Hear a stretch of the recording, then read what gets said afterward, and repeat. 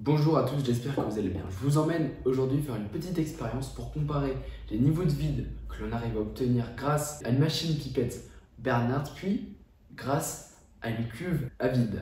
Le but, ça va être de comparer les deux niveaux de vide. Pour cette expérience, on a d'abord besoin d'une machine pipette Bernard, d'un capteur de pression et des petites pastilles qui vont nous permettre de mesurer la pression à l'intérieur des poches.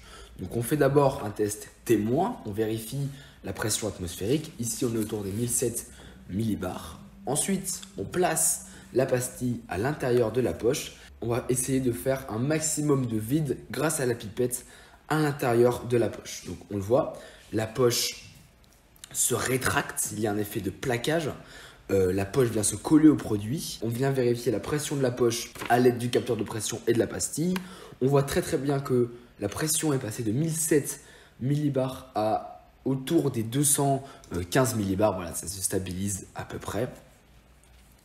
Alors ce vide permet donc de garantir l'inviolabilité du produit. En effet, ça se verrait si jamais le produit a été touché grâce à l'effet plaqué. On parle donc de vide visuel. Donc le but recherché en utilisant la pipette Bernard, ce n'est pas d'atteindre un vide absolu, mais plutôt d'atteindre un vide visuel, de garantir l'intégrité du produit grâce à l'effet plaqué.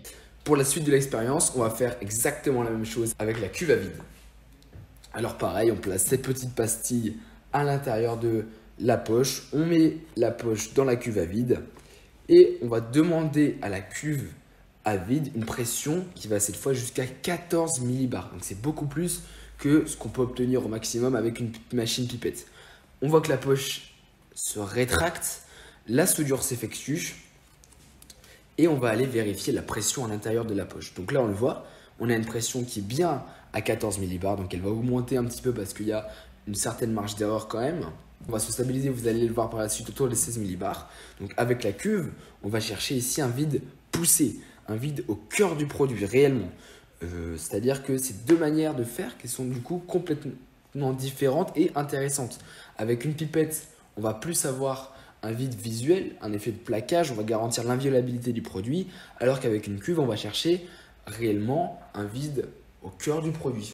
Donc voilà, à la fin de l'expérience, on voit bien que les deux manières de faire, les deux vides que l'on arrive à obtenir sont intéressants. On a d'un côté un vide visuel avec un effet plaqué et d'un côté un vide très poussé, très intéressant, un vide au cœur du produit. Cette vidéo est maintenant terminée, j'espère qu'elle vous aura intéressé et je vous dis à très bientôt.